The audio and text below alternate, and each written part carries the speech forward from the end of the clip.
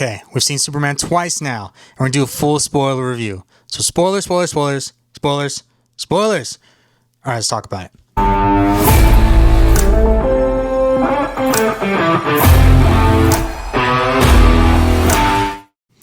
All right, welcome to the Legacy of Nerd. My name is Daniel. We're going to do a full spoiler review of Superman. So if you've not seen Superman yet, do not watch this video because it's going to spoil you. Go watch our non-spoiler review, then go see the movie, and then come back and watch this full spoiler review, all right? Because we're going to talk spoilers.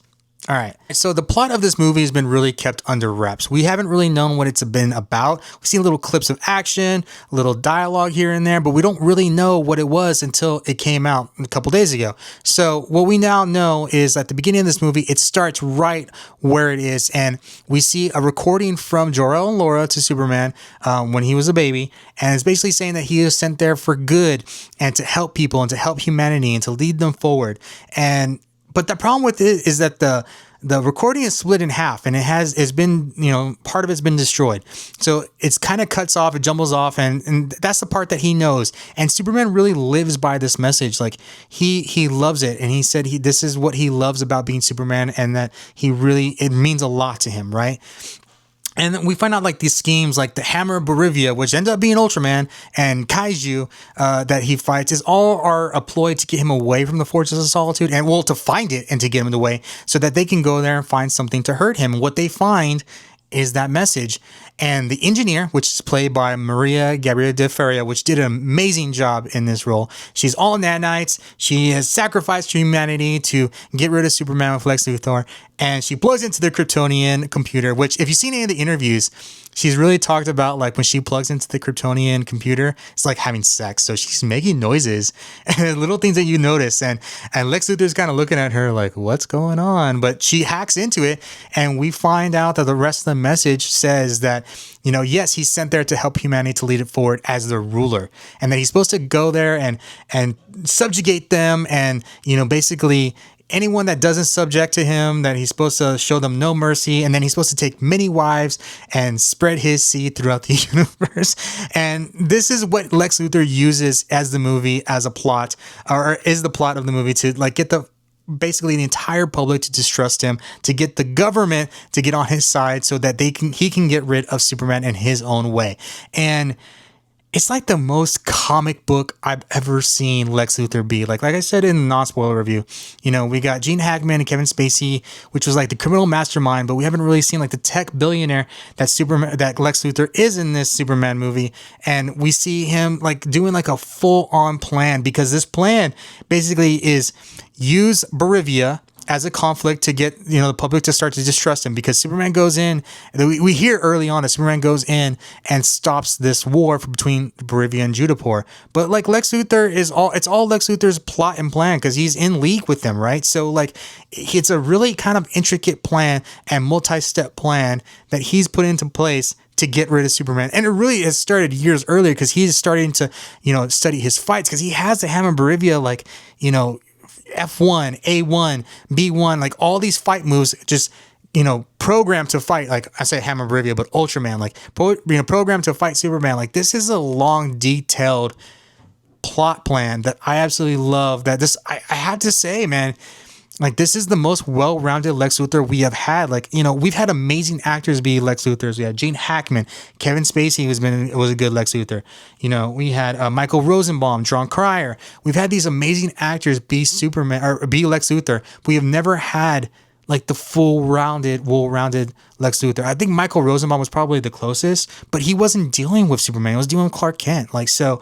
I had to say, like, James Gunn taking this part and making like Lex Luthor a much more well-rounded villain was awesome. And not only that, like we just see him be ruthless. Like that part where he killed Malik, like that was insane. Like we've seen Lex Luthor kill people before, but like just off him, just like that, in front of Superman, just to like dig at him and then like say, I'm just gonna go get somebody else. Like he said Clark Kent, but we knew, like I felt like we all knew, like if he couldn't find Clark Kent, he was gonna get Lois Lane. Like and it was just this.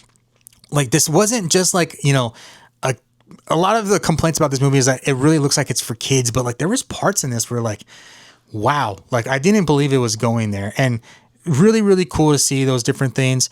We also see a couple of cool cameos. Superman is dealing with this news, and it really hurts him, right? So like he's watching TV and he sees Peacemaker on there, John Cena on there, basically saying like, Superman's always been a problem.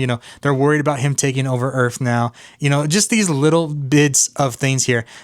Even Guy Garner gets in on it, and he's just like, are you here to rule us? And he's just like getting in his face, like, let's go. What do you say? Like, let's go at it, Blue, or basically like challenges him to a fight, which is like insane. Like, Guy Garner going against Superman, but like that's kind of like who Guy Garner is. But anyways, I just like these little parts of these movies.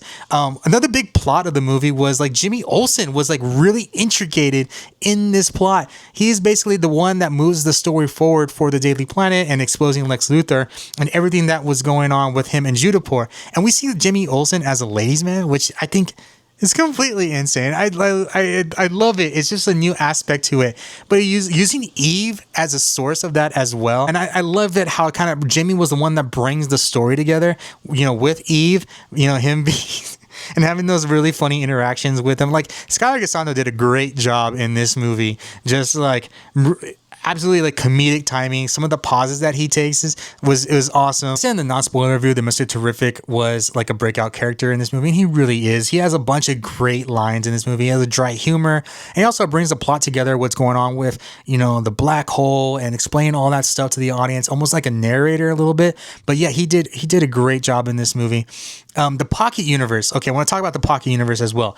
So, one thing we see that was really different that I liked was how the kryptonite affected Superman when he was around Metamorpho. So the kryptonite, not only it was like an allergic reaction that he had, but it was also like full on like chemical burns that we were seeing on him. Like we could see like the pain that it was causing him. His skin didn't turn green. We didn't see a couple of veins, and then him kind of roll over like we saw a physical consequence of having the kryptonite around him. I thought it was a really interesting aspect. It was almost grotesque. Also, I want to talk about Mr. Handsome. Like this white guy that we see in the background of some of these pictures, I thought he might have been a white Martian. I thought he might have been Parasite, like our Ultraman with his suit off. He was nobody. He was. I think he was one of those little guys from Young Justice that we saw. I think he may be one of that. They really didn't explain what he was. I guess he could be a white Martian. They did not explain it whatsoever. He was just like a cab driver. Like he took that little platform, he was flying it around the Pocket Universe, and yeah, that was interesting. And but that was it to it. Also, the monkey bots. I don't know if you guys picked up on it, but I felt like that was a dig at some of these Snyder bots. I don't know. Maybe it wasn't purposeful, but it definitely played out like that. They were doing the super shit. I thought that was super funny. I don't know what the Snyder Bros are going to think when they see that part of the movie. They think it's going to be about them. I thought it was about them, so I'm sure they're going to think it's about them. But I thought it was a funny little dig at it as well. I liked how they used like the Hammer Barivia in the marketing as like a separate character. Although I kind of knew it was going to be Ultraman because there was a pop that was released that was going to be the Hammer of Barivia, and then the chase of it was Ultraman. So it was like they're pretty much saying it's the same character. So I kind of knew that was going to happen. But Ultraman being the clone. Ultraman is the clone of Superman. And he was, I don't know if you heard what Lex Luthor said, but he's an imperfect match. And that immediately made me think like, is this Connor? Like, or is this a version of Connor? But like he's older, and the only real difference that we saw physically is like he had longer hair, but like he was like less intelligent. So definitely playing on the Bizarro aspect there. But when he used the match part, like I don't know, I didn't explain that well, but Connor Kal-El Superboy's version of Bizarro is called Match. So I don't know if that was kind of like a little like Easter egg or something like that about it, but it's definitely, I think, meant to be like a Bizarro. He didn't talk, didn't seem to have much personality. He was basically controlled by a joystick. Every move that he had was controlled by Lex Luthor. So like he was, and it made him more understanding like why he was such more a formidable opponent to Superman and how he could stand up to him. Like I know a lot of people are going to be disappointed that he wasn't Ulysses or Parasite or something like that, but I was even talking to him being Lobo. But yeah, him being the clone, I think it was good. I don't think it was like the surprising reveal that we're all kind of thinking about. I think it had been leaked early on that it was going to be a clone, so it wasn't that big of a deal. Especially at the beginning, they show like them get into the Fortress of Solitude, and Lex Luthor just walked in. They're kind of looking like, how are they getting in? And Lex just kind of smiles, but Ultraman's right behind him. So that really a big clue. If you knew kind of the what was going on with the movie, I don't think it was a big like spoiler reveal. So the first thing that was released Metropolis was that purple flying thing, and I thought that might be the climax of the movie, and no, it was just something happening on the background. But Superman just goes, "Is the Justice Gang is all fighting," and he just goes, "Oh, it's just a fourth dimensional imp." I'm like, my first thought was like, is that how they introduced Mr. Mixplick? Like, is that how we're doing it? Like, that's just him right there? I mean, it doesn't necessarily mean it has to be him, but they said fourth dimensional imp, and I was just like, oh my God, like that's what it is. Like, I just thought that was a really like funny, like dude, something is always happening in Metropolis. I think that's the world that James Gunn is building. Like something is always going on.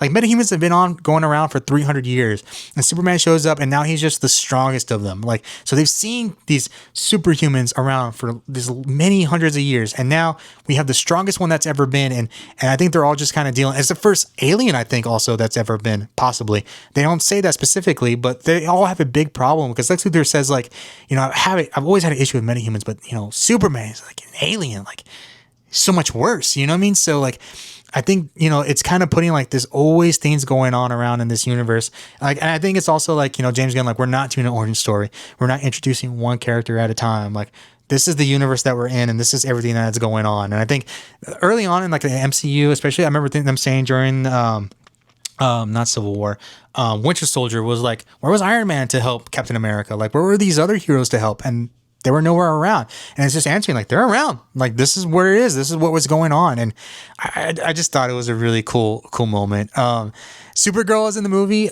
It's funny because I had an initial reaction the first screening because you guys see her and she shows up and she's drunk. And I'm like, why is Supergirl drunk? This is weird. Like, we got the big reveal that Krypto is hers. And I was just like, you know, and she goes, later, bitch. And I'm just like, this really different Supergirl.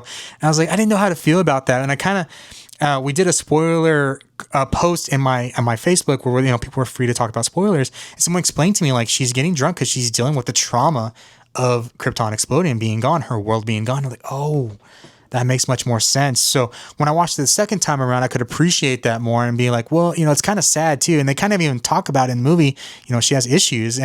But you know, the interaction came off to me a little bit more funnier in the second time. Now that I knew what was going on and how they were dealing that with the Woman of Tomorrow film, where it's going to be dealing with trauma. And, you know, this movie didn't really deal with trauma. This movie kind of dealt with Superman, like, you know, figuring out what he's supposed to be doing if he's not supposed to, because he was like, supposed there to be help, and he's find out like they want him to be the ruler, and like kind of dealing with that, and it kind of hurts, you know. But there's a lot of emotional scenes, especially with Mom and Pa Kent, like, you know, when he goes back and talks to them and like he's like talking about them. Pa's like, you know, your actions define who you are as a person. Like, parents are just here, you know, to watch their kids make fools of themselves so they, you know, they can learn from their own mistakes. And I think watching this as a parent now, like someone that's grown up with Superman their entire life and followed every aspect of every media, the comic book, and loved the character, and seeing this as a father now, like it hits in different places, you know what I mean? Especially like that interaction with Pa Kent, it's just like, is really emotional, especially at the end, like when Superman, you know, they're talking about, oh, we're going to put on a video of his parents to help soothe them while we heal him. And, you know, those pictures are going around him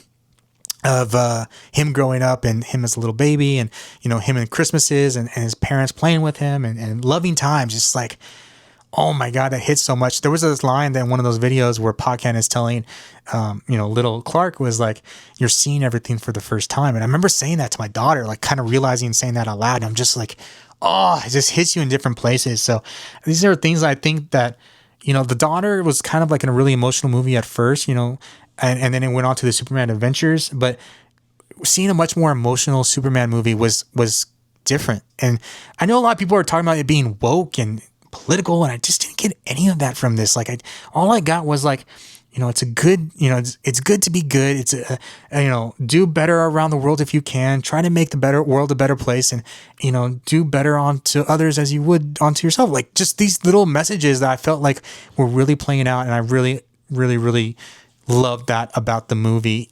I love the way that Superman is. Like, one of the post-credit scenes is he's talking to Mr. Terrific, and, you know, the building that when it came back together is just not quite right, and Superman's just there, and Mr. Terrific's getting mad because he's like, I did the best I could, and Superman's like, no, and Mr. Terrific walks off, and he's like, gosh darn it, I could be a real jerk sometimes. Like, I love the way that they're portraying Superman now. There's a part where, like, you know, he's fighting the kaiju and he saves the dog. We saw that in the little clip. So there's one thing that I was like, he saved like a squirrel. Like, He made sure everyone was doing okay. And when the Justice King showed up and killed the kaiju, like, he was upset. Like, he was just like, that thing didn't need to die. Like, you know, we could have done something more for it, or he said we could at least euthanize it a little bit less painful, because the way the kaiju died was painful. And so, you know, these little things that make Superman who he is, I think we're seeing it more in it. Like this, I think we've seen it in Christopher Reeve, but I think we got away from it for a long time. And I think we're getting back to it, and really, really enjoyed this Superman. Rachel Brosnahan, I will still stand on, was the best Lois Lane we've ever had. She was the full aspect of the character that we've never seen before. Lex Luthor, way up there. Love the way Jimmy Olsen came together and rounded out everything. Like, I love these characters. You know, Guy Gardner did such a good job. He was such a jerk, and that is who he is in the comics. Like, we got a live action Guy Gardner. Guys, we got Burger King Superman toys coming out, and we have a Guy Gardner Happy Meal. Just letting you guys know, that's a real thing. Or kids meal, Guy Gardner kids meal. I don't. We're saying that in real life now. It's insane. But yes, guys, as far as the full spoiler, I just really feel like it was sending a really good message. There wasn't any of this like pushing message that people are saying that there is. The suit looks good. It looks the way that it was used in the movie. I had initial problems with the suit. I came to really like it, and I liked it even more in the movie. So there was a lot of good things that I took from this movie. I really hope you guys enjoyed it too. Let me know in the comments what you guys think. What did you guys think about the movie after you saw it? Did you love it? Did you hate it? Were there specific parts that you didn't like? The ones that you did like? Let me know in the comments what you guys think, and I'll see you all next time.